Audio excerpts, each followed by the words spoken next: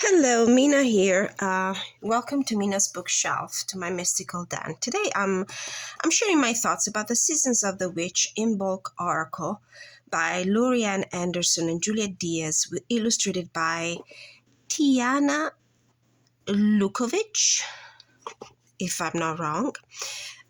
This is part of an entire collection of the Season of the Witch oracles, as a lot of you well know.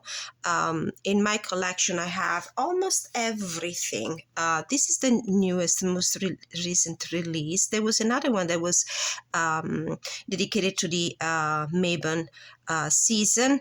That was released in sometimes in October or end of September. And then there are also a Season of the Witch for the Beltane, one for the Yule season, and the very first one, the Season of the Witch Samhain Oracle. Now, the biggest difference between these is that I think for the first three that I just mentioned, there was a different illustrator, which was Jada Rose. And these are actually my favorite.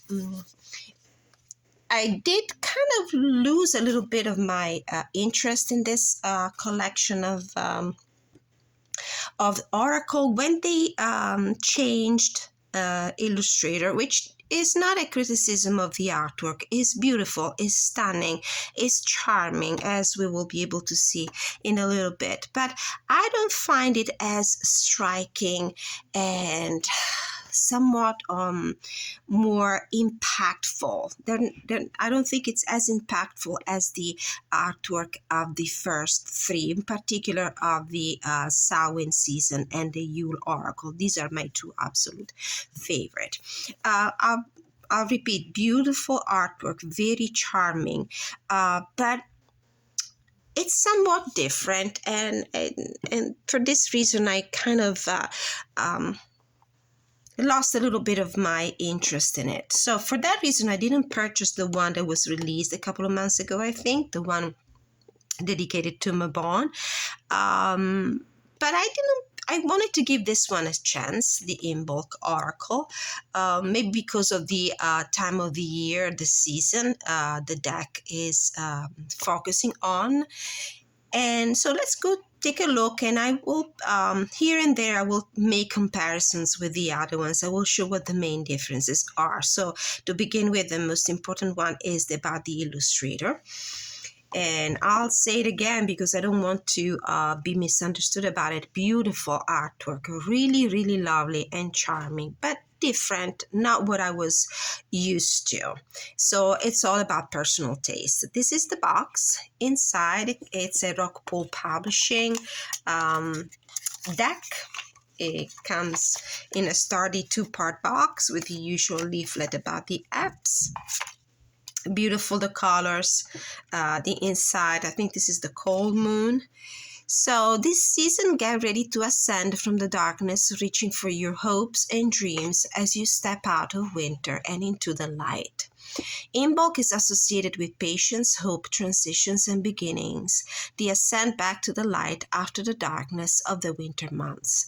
This is the perfect season to represent the self.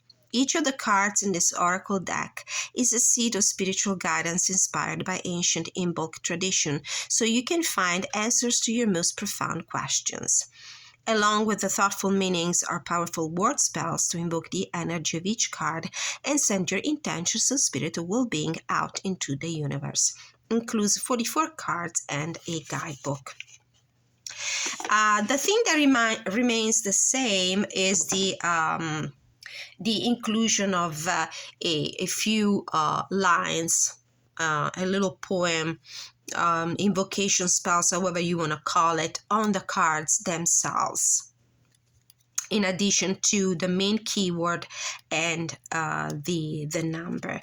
In the guidebook, each of the cards also is associated to 3 about three other keywords or key phrases. And my problem with this deck has always been this: I would have rather had the three keywords associated by the creator to each of these cards that you can find on the guidebook. I would have rather had them on the cards themselves, rather than having this spell, this little poem here on the face of the card. I would have been perfectly fine with the things switched around. I would have been fine with the poem only on in the guidebook, together with the description, the expanded message for each of the cards, and the additional keywords here on the cards themselves. And the reason I say that is because I find that not always, I mean, in some cases it happens, but not always the artwork or the keyword or the spell itself actually is, for me, a very personal opinion, is for me very helpful in allowing me to use my intuition to read into the cards. I would have rather relied on those additional keywords to help me out. But anyway, let's take a look at the cards themselves. This is a guidebook. We're taking just a very quick look at it, but I would like to go through the guidebook at the end more in detail. It's about the same as in the other decks. There's only one main difference. And the difference is that only the very first one in the collection, the Samhain edition, provided meanings for the upright and reverse position of the cards. In fact, you can tell there is a substantial difference in thickness between these two books. There was more content offered in this one.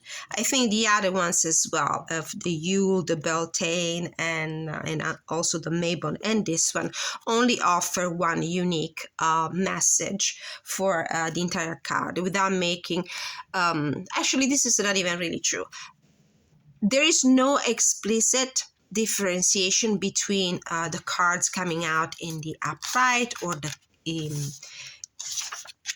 reverse, like for example in here where it's in the bold characters, you can clearly see that it's the reversed message, reversed meaning.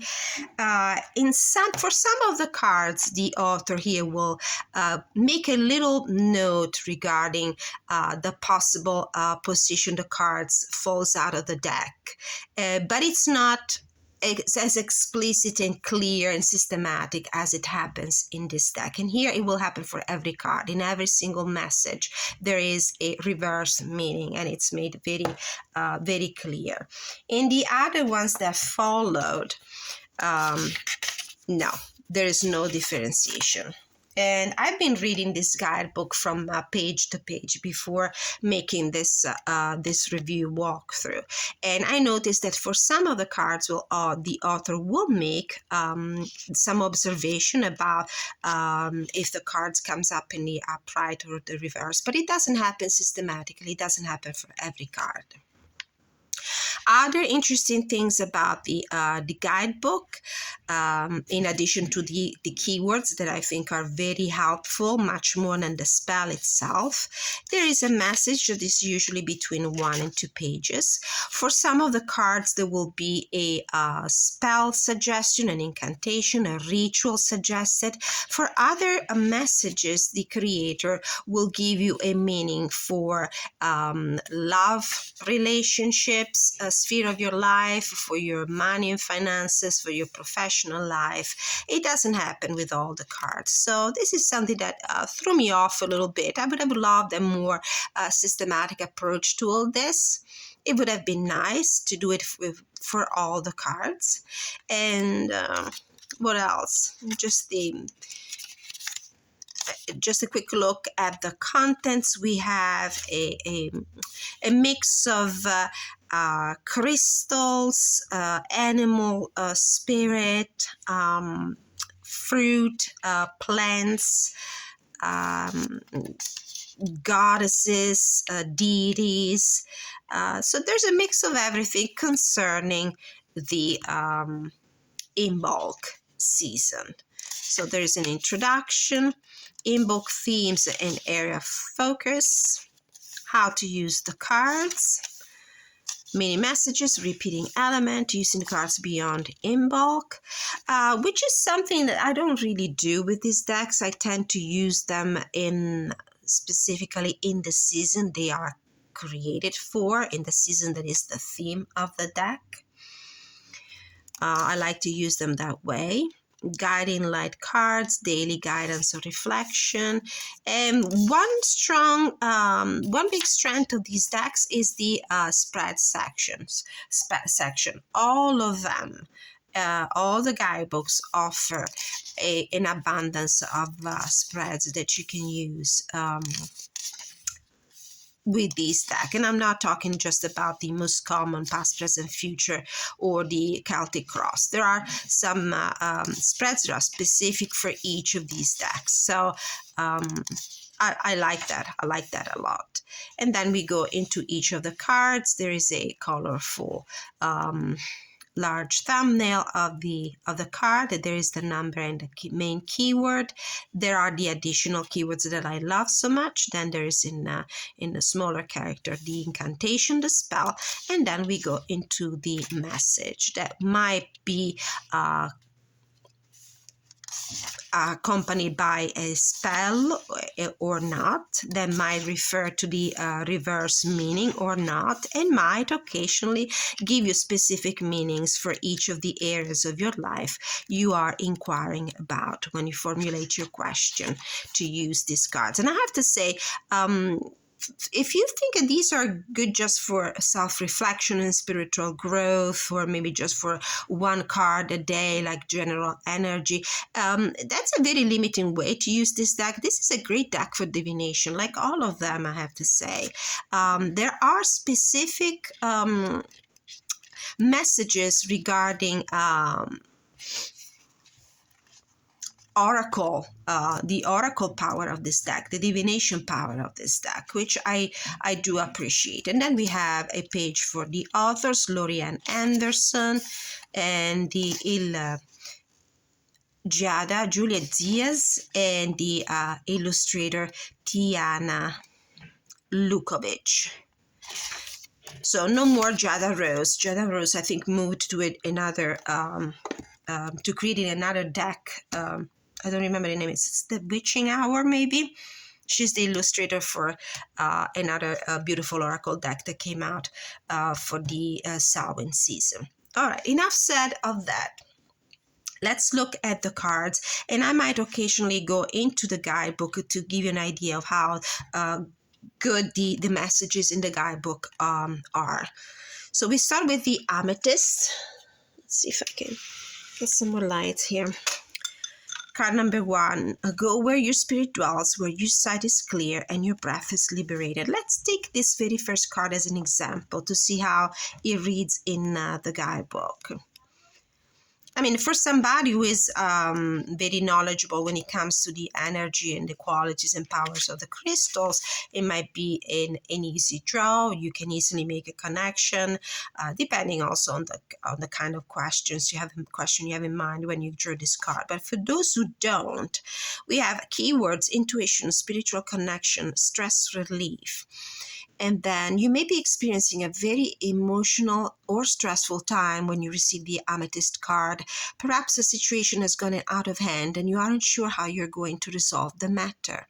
Amethyst is considered to be both a stone of spiritual connection and helpful in seeking sobriety, which suggests the answer to your question is likely a balance between spiritual and practical means. Taking time to clear your mind in a meditative practice could help in seeking a solution to your problem, or could provide inspiration for your next steps. However, it is still up to you to put the guidance you have received into practice. Connecting with cosmic intelligence has no useful power if you are unwilling or unmotivated to act upon this gift of wisdom. Trust that your intuition is correct and will guide you to the right outcome. Additionally, this card encourages you to find productive ways to manage stress and warns of the destructive habit of playing the victim. Perhaps you even feel powerless against your impulses, but giving in to temptation is likely to lead to further heartache. While it may not be easy, there's a way out of your circumstances because deep down you know what to do, even if you don't want to do it. So a great guidance in this message, and it's a very common thing across the guidebook as well. Lot of practical guidance, especially when it comes to rituals that are suggested and advised to face some situations in your life. Then we have Angelica. Keywords in the guidebook are guardian angel, help is on the way, protection, and it's quite clear in the artwork here, because we see this angelic creature shining a light, a guiding light, a star above this woman. Foxes are very common. They appear in many of the cards. The bells have rung, chiming far and near, underneath feathered wings, my dear, you have nothing to fear. I mean, you might and might not understand from the rhymes here, from the little poem, from the spell, the incantation, what the card is about, but it's not always it's not always that immediate as a connection. So that's why I would rather rely on those keywords that could have easily been put here on the bottom of the card instead of these two verses. Then we have antlers. Number 3. The keywords are receiving gifts once in a lifetime. You are enough. Beautiful. I'm trying to see if there is one of those cards that gives you a meaning for each of the areas of your life. Let's see, maybe not this one. Aquarius. So we have a zodiac sign. All are capable of dreaming, but it's those who surrender to vision who are visionaries. So there's a connection with the typical traits, personality traits of the Aquarius. The keywords are visionary, individuality, risk-taking. Next card is arts and crafts. Keywords independence, creating your vision, getting involved. With some of the cards, as I was reading through the guidebook, it was easy for me to make a connection with an archetype from the tarot. This, for example, could be a magician card. Nothing exists without the essence of spirit. May it be whispers of chance. Your energy is what brings life to all that you create. And this is, for example, one of those cards where the guidebook offers a meaning for different areas of life. For example, in a love reading, this card can mean you are losing yourself in a relationship and dissolving yourself into the other person. This card can mean getting more involved in a cause you believe in. Is there an injustice that is troubling you? This card asks why buy artwork when you can paint or purchase clothes when you can sew your own. So it's about using your skills and your talents, believing in yourself, defending your own individuality, your choices, your artistic choices. If you are inquiring about your creativity, your professional life, if you work in a artistic line of work. Then we have the bathing ritual. Keywords: healing, washing away negativity or what does not belong, preparing for success. Receiving this card is a good omen that a new beginning is very close at hand. However, there's still a little healing to do before you can welcome a fresh phase. There are remnants of a past experience that are still negatively influencing your choices and what you're calling into existence. So the need for you to cleanse your energy. And this card, for example, in the guidebook comes with a ritual. Wash away the old ritual. In a warm bath or shower, lather a washcloth with a generous amount of your favorite soap or body wash. Massage the cloth all over your skin while repeating, I wash away anything that is preventing me from experiencing blah, blah, blah in my life. Rinse thoroughly and repeat this ritual daily. Now we have one about spirit totems. We have the black bear. Your existence is the resistance. All you must do is accept the power awaiting your arrival. Intuitively, I always interpret the cards that have the the bear as the main figure, main character, in the way almost like the Lenormand does. So this is a protective person, a protective energy, is a person of power, authority around you, or maybe this is the energy you need to embrace. In any case, somebody that can walk next to you and protect you.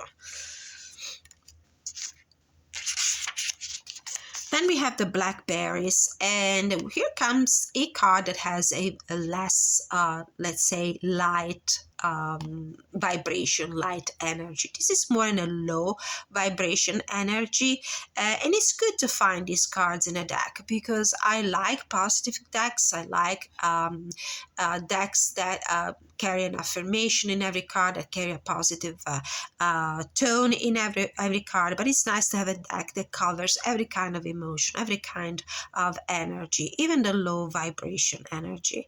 Blackberries, this is a very interesting card. I would associate it to the Devil card in the Tarot. There is no weaving with existence when you ignore the presence of spirit within self. The keywords are spiritual neglect, dwelling on the negative and low vibrations. And the message is also pretty good. Blackberries have a rich and varied connection with religious culture and especially Christianity, as it is believed that thorn crown worn by Jesus at his crucifixion was fashioned from blackberry runners. In some tales, they're considered to be dark omens, with people going as far as calling them death fruits, or stating they have been cursed by Lucifer after he landed on a blackberry bramble when he fell from heaven. This is why it's a very good connection with the Devil card in the Tarot. Receiving this card is an indication of spiritual neglect and choosing the path of temptation, greed, drama, laziness, envy, and manipulation. This card often appears when a limiting belief or behavior has become destructive and the shadow aspects of your subconscious are driving your decisions. There is a ritual suggested to go with this card. Then we have Bloodstone. Keywords: make a decision, courage, follow your heart.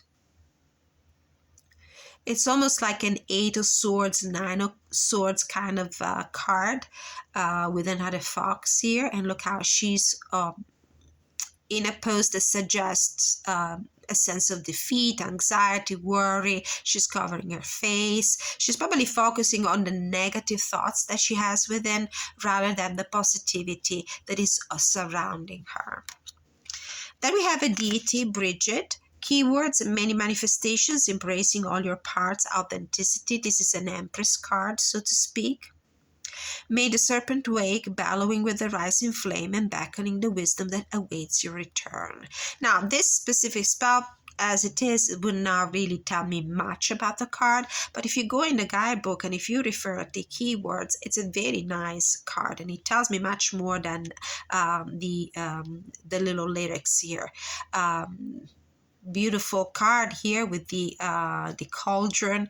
So she embodies all the queens in a tarot deck. So she has the power, the fertility, the grounding, the wealth, the prosperity of all the queens. She's about love. She's about creativity and nurturing and magic. Then Bridget's doll, number 11, keywords: good favor, happy life, increased finances, and creativity. I do love this card because it taught me something about the origin of the tradition of giving dolls, for example, as a gift. During ancient times, fertility dolls were crafted in honor of the goddess Bridget and placed in small beds near the home hearth to welcome good luck, herald delight, and of course encourage fertility and growth. Receiving this card suggests fortune has entered your orbit and can indicate a prosperous and joyful time ahead. It may also suggest financial stability and a happy home. Receiving this card is a good sign that the beneficial favor will be with you for some time. So enjoy this cycle of happiness as it tends to attract more happiness. Very nice. Then we have candle dressing, number 12. Keywords: setting intentions, clarity, asking for what you want.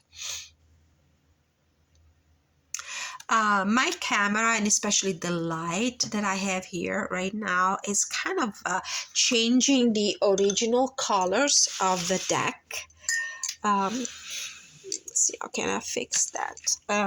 The colors are beautiful. They are on the muted side, but there are nice spots of greens and reds, so it's very eye-pleasing.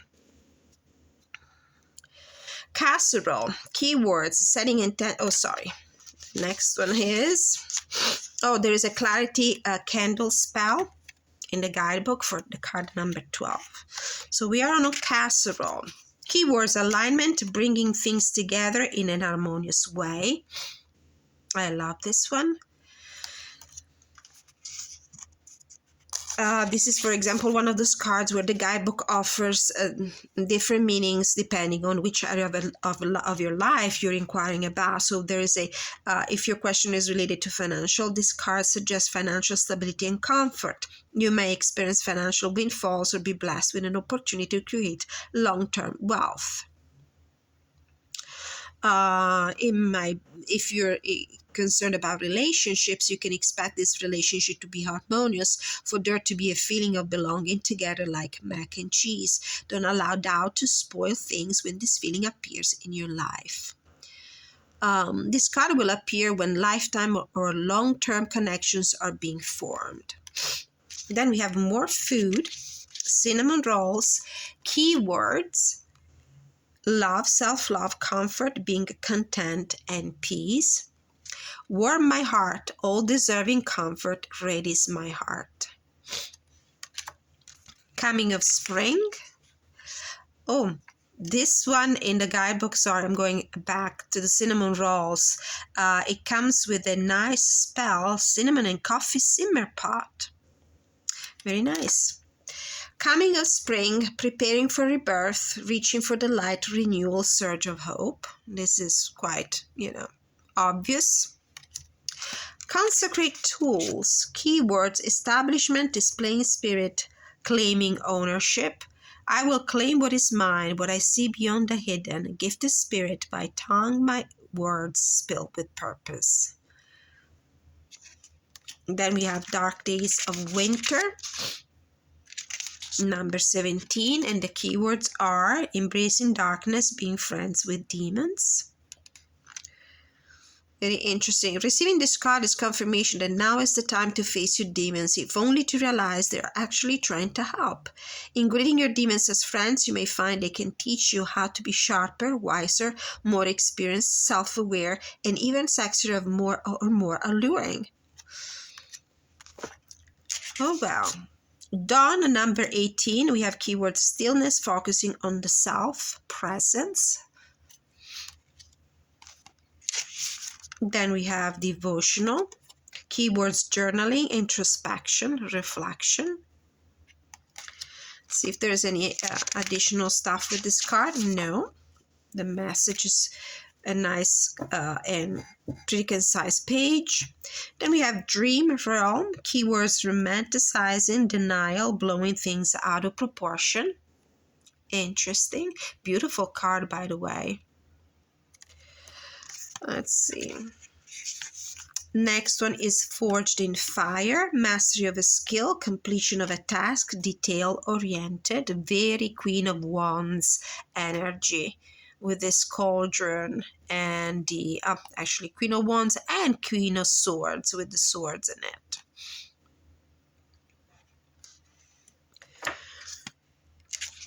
Then we have garlic. It is unwise to walk beyond the boundaries you have yet to expand on. Protection among all else. The keywords are defensiveness, protection, managing negativity. Greenhouse. Oh, there's a garlic protection spell with this. Peel the garlic clove and make a slit in it that's slightly smaller than its length. Cover the slit with the honey and salt, making sure the salt sticks to the honey. While you're preparing this, focus your mind on your intention or protection. Wrap the clove in a small piece of foil so it won't dirty your clothes or whatever you decide to carry it on. Interesting. Then we have greenhouse, sowing seeds, preparation, planning, setting things in motion, clear path. Grimoire, keywords avoiding gossip, keeping secrets, guarding your plans.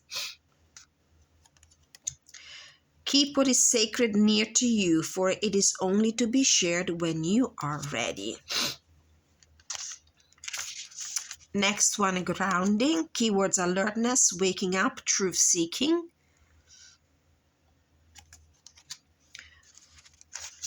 Horn howl. Moving with stealth, keeping quiet, watching and learning. Very pretty card. I love owls. House mouse, more animal spirit. Keywords: I can do it, confidence, assurance, fearlessness. Cute card. Incense. Clearing blocks, truth, aha moments. Allow the smoke to reveal the truth, clearing the haze while lifting the fog. And this is the card featured on the box. Keening, something absolutely new for me. Back to incense. So for the incense, the guidebook features also something about how to build an altar, incense using frankincense.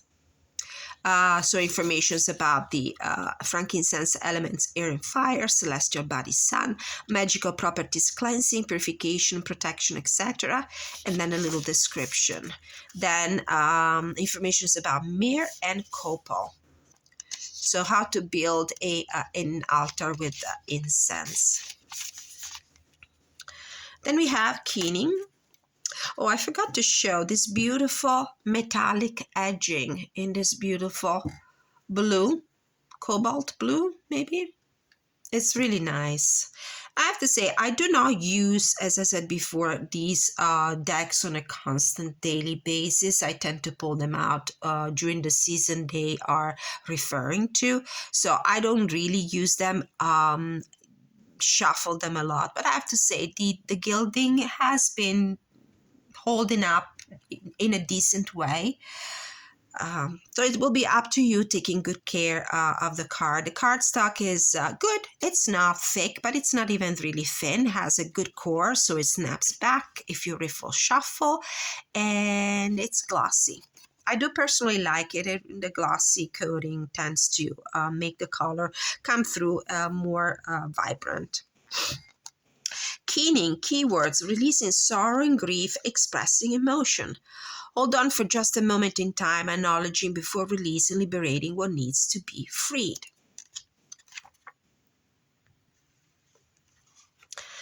So keening is a Gaelic Celtic tradition of releasing grief for the dead through an intense wail. Although death wailing is a practice that is observed by many indigenous cultures, and especially in the Americas, Asia, and Africa, mourning wails served many purposes, including showing respect for the dead and releasing sorrow. That explains the image on the card. I honestly didn't know what keening was. So it's about pulling this card as a sign that you or the person you have asked about is not communicating effectively. There may also be a lack of respect or connection between those involved with your question. Then we have another keyword I was not familiar with. It's the calling. Keywords: coming back home to the south, answering the call, taking the action. I'm here, present, ready to answer the call. Hear my beating roar, coming back home to me. You have pulled this card today as confirmation you're on the right path. What you have asked about is right for where you are at this time in your life, and you can expect your situation to work out in a way that feels comfortable and natural for you. This card serves as a yes card in this deck and also validates any idea, project, or relationship you're interested in moving forward with. In some readings, this card indicates the need to spend more time at home or with family to heal any outstanding domestic trouble. Interesting. Calling. Milk Moon Witch. Keywords: clarity, the tides are turning, victorious outcome. And look at these ships and look at these rolling waves and rough seas. It feels like there's protection anyway, even in circumstances that are not exactly calm and favorable. The answer to your situation is about to become very clear, just as the night sky blooms with moonlight on a full moon.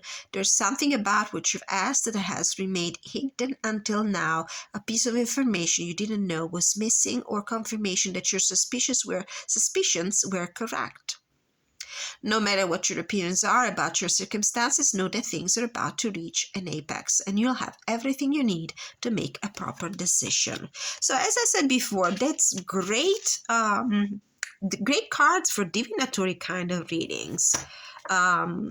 So it's not just about reading the spiritual energy of the situation or offering spiritual guidance. It's actually giving you more kind of detailed information about the energy of the situation you're living in, or you're inquiring about, or maybe even the energy of the people around you, whatever is going on. So it's a great deck. I mean, I'm glad I gave it a chance. Now I feel like I have to have the other one, the one about the Maven season, but we'll see. I haven't made my final decision about keeping it keeping this one in my collection. But as far as what I'm, looking at right now, what I've been reading in the guidebook yesterday when I got the deck to get to know it better, I'm liking it. I'm having a positive reaction to it, much more than I thought I would have. North Star.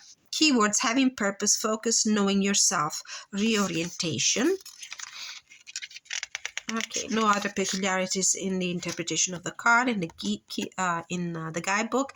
And then again, being the North Star for those who are traveling on rough waters, so to speak. So this metaphor of the ships caught on a stormy sea is recurrent in a few cards so far, and I like that. Peppermint, more herbs, clearing toxic relationships and behaviors. Take from me what keeps me held back, clearing myself from all that does not belong in the vision of what is to come. Like that. Then we have the River Rocks. Oh, there's a toxicity spell, clearing toxicity spell, peppermint egg associated with this card. River Rocks, keywords: going with the flow, finding peace, washing away the old. Very nice. Then Rosemary Bread. There's a River Rocks cleansing ritual for this card on the guidebook. Okay, Rosemary Bread, keywords: sharing community, breaking bread, healing relationships, making amends. I'm trying to think of decks I could associate this deck with, and it would go really well with my, like for example, fairy tale or fork-tale themed decks. I'm thinking of the Spirit of the Divine as an example. Sacred Space. Keywords: mundane tasks, gaining control over life, and need for practicality. I love to see the broom here, which is very meaningful as a household tool when it comes to practice, green witch practice. A lot of herbs hanging here. Beautiful. When we have self-ceremony, keywords: planning future self, material pursuits, focusing on desires. It's beautiful. Create the visions you desire, take action on the plans that lead to fulfillment. A lot of Queen of Wands energy in this card. Then we have Serpent. Serpents appear quite a bit in these cards. Keywords: reinvention, second chances, growing pains. So it's about shedding old skin. Snowdrop. Not particularly keen on the artwork for this card. As I said before, I did particularly like the Jada Rose style. It's lovely, it's charming. Anyway, when all seems to stem from the unknown, hold firm in knowing that all will be as it should. Keywords: consistency, determination, trust, stay in the course, knowing things will work out. Then we have the Snowflakes. Keywords: enjoying life, not missing special moments, not taking things for granted. So this is about the inner child as well, and protecting the inner child, keeping it, enjoying that side, more youthful side, dreamy and aspect of your personality. Then we have the Swan. loyalty, romance, love, creating a strong relationship to self. So you will see more of this deck in action in my upcoming general reading for the month of December. I think I will use this both for the general message for the month and also for the old zodiac sign. I usually do that live. If you want to keep an eye on the channel, I'm going to draw quite a few cards, one per each of the zodiac sign, and I will use them also for the general reading for the month of December. If you're interested in seeing how I pair it with other decks and how I work with it. Weathered divination. Oh, did we do this one? Of course, this is about love and relationships, love, romance, loyalty, creating a strong relationship to self. Then weather divination. Focus, paying attention, interpreting sign, trusting what you feel. Interesting image. And then we have winter bosom. Keywords: protection, safety, boundaries, safe passage. Meaningful is the artwork here with this door opening, and the broom that has the located by the door as a way to protect your household. And the last card is the winter woodlands. Take time to honor what you feel. Self-compassion is the healing balm you desire. So I had doubts about the deck before I started this walkthrough and first impression and review of the deck. And I feel like most of those doubts have been dissipated just by going through the artwork and the keywords and the messages on the guidebook. I think that this is a solid deck. It really is. It surprised me. And I'm glad it did, and I'm glad I took a chance on this one. Now I think I'm going to get also the Maven season, which I have missed. I have probably misjudged these decks, at least the new releases. I mean, my comment about the artwork remains. I do love it. It's lovely. It's charming. It's really nice. It's more on the sweet side. There was something about Jada Rose art style, something about the facial expression that I found was more kind of more poignant, more striking. But anyway, it's all good. It's all good, and I cannot wait to use this deck in my readings. Please keep an eye on the channel so you will be able to get a general reading for the month of December, and also you will be able to see this deck in action. I might use some of these suggested spreads. If you enjoyed the content of this video, please don't forget to like, share, subscribe, leave your feedback. Let me know if you enjoyed the deck, if you liked it, if you shared my same opinion regarding this collection of Season of the Witch oracles, if you didn't have any doubts about them since the beginning, if you've been using them. Let me know. I'm always happy to hear from you in the comment section. And if you desire to receive a personal reading, please take a look at the description of the video for the email address you can contact me at to request a reading. Until I see you next time, and it will be very soon, many, many blessings.